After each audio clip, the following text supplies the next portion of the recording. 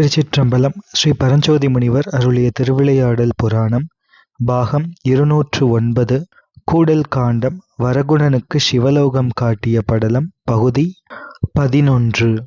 திருவிடைமருதூர் ஸ்தல புராணத்தின் அடிப்படையில் அதன் சிறப்புகளை சிந்தித்து கொண்டு வருகின்றோம். இத்திருக்கோயிலின் அமைப்பு மிக வியக்கத்தக்கதாக மிக பிரம்மாண்டமாக அமைந்திருக்கின்றது. திருவிடைமருதூர் ஊருக்கு நடுவே நடுநாயகமாக விளங்கி கொண்டிருக்கின்றது திருக்கோயில். ராஜகோபுரங்கள் 4 புறமும், ராஜகோபுரங்களை ஒட்டி வெளிமதில், அதனை அடுத்து உட்புற மதில், கருப்பையில்லினை அடுத்து திருச்சுற்றாலை மதில் 3 அவை உறுதியும் உயரமுமாக இருக்கின்ற இந்த மதில்களால் கோயில் கட்டப்பட்டு விளங்கி கொண்டிருக்கின்றது. திருவிடைமருதூருக்கு இருக்கின்ற தனித்த உயர்ந்த சிறப்புகளுள் ஒன்று பிரதட்சிண சிறப்பு. முதலாவது அஸ்வமேத பிரதட்சிணம். இது திருக்கோயிலின் வெளிமதிலின் உள்ளே வலம் வருவது. இந்த அஸ்வமேத பிரதட்சிணம் செய்து பேறு பெற்றவர்களின் சரித்திரம் பேசப்படுகின்றது. சூரிய குலத்து அரசனாகிய யுவனாசுவன் அவன் மகப்பேறு கருதி தனது குருவாகிய வசிஷ்ட முனிவரோடு இந்த தலத்தை அடைந்து புத்திர காமேஷ்டி யாகம் செய்து தன் மனைவிக்கு கர்ப்பம் உண்டாதல் பொருட்டு அம்முனிவர் மந்திரித்து வைத்த தீர்த்தத்தை தாக மிகுதியால் அறியாமல் குடித்து கர்ப்பம் அடைந்து அந்த கர்ப்ப சிசு வயிற்றை கிழித்து கொண்டு வெளிப்பட்டதனால் மூர்ச்சை அடைந்து விழுந்து ஆயுள் வேதியர்கள் கிழித்த அந்த வயிற்றை பொருத்தி தைத்து பல மருந்துகளை கொடுக்க மூர்ச்சை தெளிந்து அவ்வயிற்றுப்புண் ஒன்றும் தீராமையால் வருந்த இந்த அஸ்வமேத பிரதட்சிணம் செய்து வயிற்றுப்புண் ஆறப்பெற்று பின்பு வசிஷ்ட முனிவரோடும் குழந்தையோடும் மற்றவர்களோடும் தனது நகரத்தை அடைந்து இன்புற்றிருந்தான் யுவனாசுவன் என்ற சூரிய குலத்து மன்னன். மேற்கூறிய யுவனாசுவனுடைய வயிற்றை கிழித்து வெளிப்பட்ட மாந்தாதா தனக்கு திரை கொடாத கலிங்க தேசத்து அரசனோடு போர் செய்து புறங்கொடுத்து ஓடிய அந்த அரசனை கொன்று அதனால் பழியடைந்து சோர்வுற்று வசிஷ்ட முனிவரால் அறிவுறுத்தப்பட்டு இந்த அஸ்வமேத பிரதட்சிணம் செய்து மருதவாணருக்கு வசந்த மகோத்சவ திருக்கல்யாணம் புரிவித்து ஏராளமான நிலங்களை அளித்து அதனால் சிவபெருமானே அசரீரியாக அரசனே உனது பாவம் நீங்கியது, நீ நகரத்தை அடைந்து அரசு புரிக, பின்பு நமது உலகம் அடைக என்று கூறியருளினார். இதே அஸ்வமேத பிரதட்சிணம் என்பதனை காஞ்சிபுரத்தை அரசாண்டு கொண்டிருந்த வசுமான் என்ற அரசன் தனக்கு ஏற்பட்ட களங்கத்தை தீர்த்து கொண்டான். அந்த மன்னன் ஒரு முறை கங்கா ஸ்நானத்துக்கு சென்றபோது அவனது நாட்டை பகைவர்கள் அபகரித்து கொள்ள அரசன் அதை கேட்டு கவலையுற்று ஜாபாலி முனிவரை அடைந்து தனது குறையை கூற அம்முனிவர் அஸ்வமேதம் செய் என்று கூற அரசன் பொருள் இல்லாமையால் என்னால் செய்ய இயலாது என்றான். பின்னர் அம்முனிவர் திருவிடைமருதூருக்கு சென்று அஸ்வமேத பிரதட்சிணம் செய்வாய் என்று கூற அரசனும் அப்படியே இந்த தலத்தை அடைந்து சிவபெருமானை வணங்கி விதிப்படி அஸ்வமேத பிரதட்சிணம் செய்து பராக்கிரமம் உடையவனாகி பகைவரை வென்று பகைவர்களின் நாட்டை மருதவனேசருக்கு அர்ப்பணம் செய்து மார்கழி மாதத்து உற்சவமும் நன்கு செய்வித்து தன் நகரத்தை அடைந்து முடிவில் சிவகதியும் பெற்றான். இரண்டாவது இருக்கின்ற பிரகாரம் கொடுமுடி பிரகாரம். இது அஸ்வமேத பிரதட்சிண பிரகாரத்துக்கு உள்ளே இருப்பது. பரமசிவனார் கட்டளைப்படி வரகுண பாண்டியரால் கட்டுவிக்கப்பட்டது. இந்த கொடுமுடி பிரகாரத்தை பிரதட்சிணம் செய்தால் கைலாசகிரியை பிரதட்சிணம் செய்தற்கு சமம். தேவகணத்தினர் எல்லோரும் தினந்தோறும் இதை சூழ்ந்து வருவார்கள். இதனை பிரதட்சிணம் செய்வோருக்கு பிணி தரித்திரம் பாவங்கள் முதலியன நீங்கும், ஆரோக்கியம் செல்வம் புண்ணியங்கள் ஓங்கும், ஞானம் வளரும், அஞ்ஞானம் தளரும், புகழ் கூடும், இகழ் ஓடும். மூன்றாவது பிரகாரம் அது பிரணவ பிரகாரம். இது கொடுமுடி பிரகாரத்திற்கு உள்ளே இருப்பது. இது பிரணவ பிரகாரம் என்பதற்கு அடையாளமாக இப்போதும் நாதோத்பத்தி வழங்கி வருகின்றது. இவ்வாறு திருவிடைமருதூருக்கு என்று தனித்து இருக்கக்கூடிய சிறப்புகளாக அஸ்வமேத பிரதட்சிண பிரகாரம், கொடிமுடி பிரகாரம், பிரணவ பிரகாரம் என்று அமைந்திருக்கின்றன.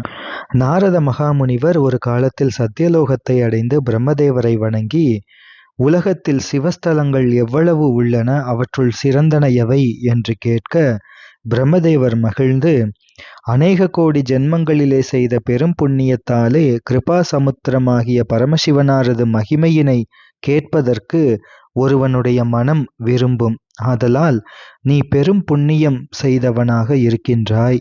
இதை சொல்வதால் நானும் பெரும் புண்ணியம் உடையேன் என்று கூறிவிட்டு சொல்கின்றார் நாரத முனிபுங்கவர். பூமியில் அளவில்லாத சிவஸ்தலங்கள் இருக்கின்றன. அவற்றுள் 7400 மிகச்சிறந்தது. அதில் 1008 மிகச்சிறந்தது. அதிலும் 100 சிவஸ்தலங்கள் மிகச்சிறந்தது. அதிலும் 68 சிவஸ்தலங்கள் மிகச்சிறந்தது. அதிலும் 24 மிகச்சிறந்தது. அதிலும் 8 ஸ்தலங்கள் மிகச்சிறந்தன. அவை திருக்கைலாயம், ஸ்ரீ அருணாச்சலம், ஸ்ரீ காசி, ஸ்ரீ காளஹஸ்தி, திரு ஆலவாய், ஸ்ரீ சிதம்பரம், திருவாரூர், திருவிடைமருதூர் என்ற இந்த 8. இதிலே இந்த திருவிடைமருதூர் என்பது ஆதிசக்தியின் ஹிருதய கமல மத்தியமாக விளங்குவது என்று கூறி மத்தியார்ஜுன க்ஷேத்திர மாகாத்மியத்தை பிரம்மதேவர் நாரத முனிவருக்கு சொல்கின்றார். முன்பொரு காலத்தில் விபண்டக முனிவர் பல முனிவர்களோடும் 24 சதுர்யுகம் அந்த ஸ்தலத்தில் தவம் செய்து சிவ சாயுஜ்யத்தை அடைந்தார். பின்பு நானும் அந்த தலத்தை அடைந்து ஸ்ரீ மகாலிங்க மூர்த்தியை பூஜித்து பங்குனி திருவிழாவும் நடத்தினேன். என்னைப் போன்று அநேக பிரம்மாக்கள், அந்த அநேக பிரம்மாக்களை பெற்ற அநேக அச்சுதர்கள் அந்த தலத்தை அடைந்து பசுபதியை தரிசித்து தத்தமக்கு வேண்டிய பலன்களை பெற்றார்கள்.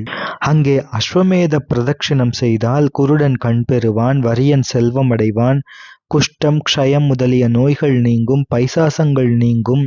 அந்த பிரதட்சிணம் செய்து பேறு பெற்றவர்கள் பலர் அந்த ஸ்ரீ மகாலிங்க மூர்த்தியின் திரவியங்களுள் அணு அளவாவது ஒருவன் அபகரித்தால் அவன் எல்லா நரக துன்பங்களையும் அடைந்து பின்பு 100 சண்டாள ஜன்மம் எடுத்து அதன் பின்பு 100 நாய் பிறப்பு எடுத்து அதற்கப்புறம் புழுவாய் பிறப்பான்.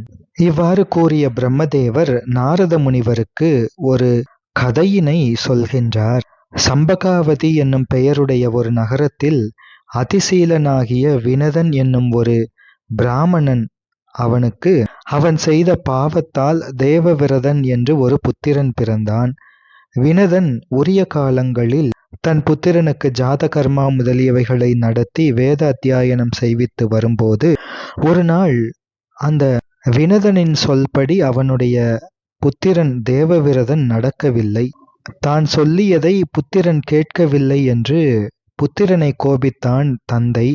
உடனே அந்த தேவவிரதன் தன் தகப்பனை தூணோடு இருக்க சேர்த்து கட்டிவிட்டு அவ்வூரை விட்டு புறப்பட்டு பல கீழ் மக்களோடு கூடி பல இடங்களில் திருடி பிழைப்பு நடத்தி பின்பு திருவிடைமருதூருக்கு வந்து சேர்ந்தான். அவன் திருவிடைமருதூருக்கு வந்த தினம் திருவிழா காலம். எனவே ஸ்ரீ ஏகநாயக பெருமான் உமாதேவியாரோடு சர்வ ஆபரணங்களையும் அணிந்து திருவீதியில் உலா கண்டு அருளினார். எல்லோரும் தாங்கள் பெற்ற கண்ணின் பயனை அன்று அடைந்தார்கள். அப்படி இருக்கும்போது இந்த தேவவிரதனானவன் சுவாமியினுடைய திருமேனியிலும் அம்பிகை திருமேனியிலும் இருக்கின்ற திரு ஆபரணங்களையெல்லாம் பார்க்கின்றான். இவையெல்லாம் கிடைத்தால் எவ்வளவு நன்றாக இருக்கும் என்று சுவாமி அம்பிகையின் திரு ஆபரணங்களை திருடி தமக்கு சொந்தமாக்கிக் கொள்ள நினைத்தான், ஆசைப்பட்டான். இந்த திரு ஆபரணங்கள் மட்டுமல்ல, இன்னும் எவ்வளவு கிடைக்கின்றதோ அவ்வளவையும் அபகரிக்க வேண்டும். கோயில் பொக்கிஷத்தில் இருக்கின்ற ஆபரணங்களையெல்லாம் அபகரிக்க வேண்டும். என்ன செய்யலாம் என்று திட்டமிட்டான். எப்படியாவது இந்த திருவிடைமருதூர் திருக்கோயிலை நிர்வகிக்கும் அதிகாரியாக ஆகிவிட வேண்டும் என்று திட்டமிட்டு தன்னோடு இருக்கின்ற திருடர்களுக்கெல்லாம் நல்ல உத்தம வேடத்தை போட்டுக்கொண்டு தானும் நல்ல விதமாக வேடமிட்டு கொண்டு அரசனிடம் சென்று அரசனை மகிழ்வித்து திருவிடைமருதூர் கோயில் விசாரணை அதிகாரியாக என்னை நியமிக்க வேண்டும். அந்த அதிகாரம் கொடுத்தால் நான் கோயில் நிர்வாகத்தை நன்றாக நடத்துவேன் என்று கூறினான். அதிகாரமும் பெற்றான். திருவிடைமருதூர் திருத்தலத்தில் இருக்கின்ற திருவீதியில் இருக்கின்ற வீடு ஒன்றிலே தங்கியிருந்து கோயில் விசாரணை அதிகாரியாக சில நாட்கள் நடந்து வந்து கொண்டிருந்தான். எப்பொழுது சமயம் கிடைக்கும், எப்பொழுது எல்லா திரு ஆபரணங்களையும் எடுத்துக்கொள்ளலாம் என்று திட்டம் போட்டு கொண்டு வந்தான். அப்போது ஒரு நாள் அவனுக்கு வலது பக்கத்தில் ஒரு பிளவை நோய் உண்டானது. அந்த பிளவை நோயில் ஈ மொய்த்து கொண்டு இருந்தது. எனவே அந்த பிளவை நோயில் ஈ மொய்க்க வேண்டாம் என்று ஈ மொய்க்காதபடி திருவிடைமருதூர் ஆலயத்தில் இருக்கின்ற ஒரு திருவிளக்கில் இருக்கின்ற நெய்யில் இருந்து ஒரு துளியை எடுத்து அந்த பிளவையின் மீது தடவி தன்னுடைய வீட்டுக்கு செல்கின்றான். அப்படி வீட்டுக்கு செல்லும் போது ஒரு பாம்பு கடிக்க அவன் இறந்து விடுகின்றான்.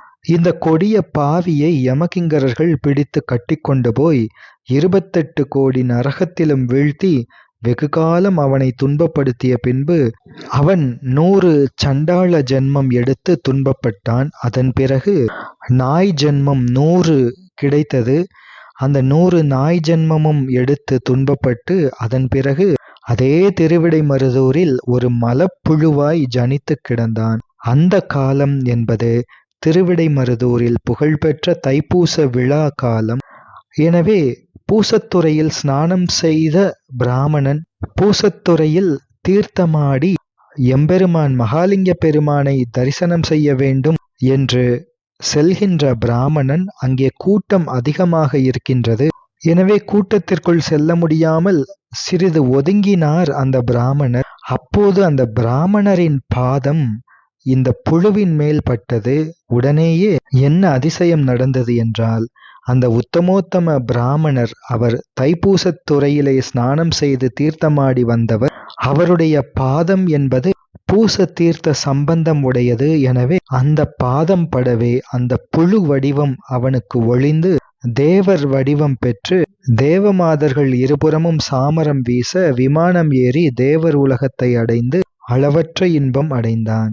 எனவே சிவத்ரோகம் பொல்லாதது பொல்லாதது என்று இந்த சரிதங்களையெல்லாம் கேட்ட நாரத முனிவர் அந்த தலத்திற்கு எப்படி யாத்திரை செல்ல வேண்டும், எப்படி வழிபட வேண்டும் என்ற முறைகளையெல்லாம் பிரம்மதேவரிடம் தெரிந்து கொண்டு திருவிடைமருதூருக்கு வந்து அதன் பிரகாரமே சுவாமி அம்பிகை இருவரையும் வழிபட்டு ஸ்ரீ பிருகத் சுந்தர குஜாம்பிகை சமேத ஸ்ரீ மகாலிங்க மூர்த்தியை வழிபட்டு பேறு பெற்றார் நாரத மாமுனிவர். அகஸ்திய முனிவர் இந்த க்ஷேத்திரத்தில் முன்பு காஷ்யபர் முதலான முனிவர்களுக்கு சிவ தத்துவத்தை உபதேசித்து அவர்களோடு அம்பிகையை குறித்து தவம் செய்து அருள் பெற்று அந்த அம்பிகையோடும் முனிவர்களோடும் சிவபெருமானை குறித்து தவம் செய்து கொண்டிருக்கும் போது சிவபெருமான் ஏகநாயக மூர்த்தியாய் அவர்களுக்கு காட்சி கொடுத்து, உங்களுக்கு வேண்டிய வரங்களை கேளுங்கள் என்று திருவாய் மலர்ந்தருளினார் எம்பெருமான். முனிவர்கள் எல்லோரும் தமக்கு வேண்டிய வரங்களை பெற்று உய்ந்தார்கள். அகஸ்திய மாமுனிவரோ எம்பெருமானிடம் ஒரு வரம் கேட்டார். என்ன என்றார், சுவாமி, தேவரீரை பிரியாமல் விளங்கும் உமாதேவியார் பர்வதராஜனுடைய வேண்டுகோளின்படி அவனுக்கு புத்திரியாக அவதரித்து தவம் செய்தபோது தாங்கள் எம்பெருமாட்டிக்கு காட்சி கொடுத்து பார்வதி தேவியாரை திருக்கல்யாணம் செய்து ஸ்ரீ ஸ்கந்த தேவரை பெற்று அவரால் ஹரிபிரம்மாதி தேவர்களுக்கு நேரிட்ட துன்பங்களை மாற்றி பாதுகாத்து அருளினீர்கள். அவ்வாறே இங்கும் இத்திருத்தலத்திலும் தேவரீரினுடைய ஆக்ஞையினால் தங்களை பிரிந்து தவம் புரிந்து காட்சி பெற்ற உமாதேவியாரை இத்தலத்திலும் திருமணம் செய்து அத்திருமண கோலத்தை அடியேங்களும் கண்டு தரிசிக்கும்படி அடியேங்களை காத்தருள வேண்டும் என்று பிரார்த்தித்தார் அகஸ்திய மாமுனிவர். சிவபெருமான் அப்படியே அருள் புரிந்து வைகாசிய மாசத்திலே உத்தர நட்சத்திரத்தில் அம்பிகையை திருக்கல்யாணம் செய்து அகஸ்திய முனிவருக்கும் மற்ற முனிவர்களுக்கும் காட்சி கொடுத்து அருளினார்.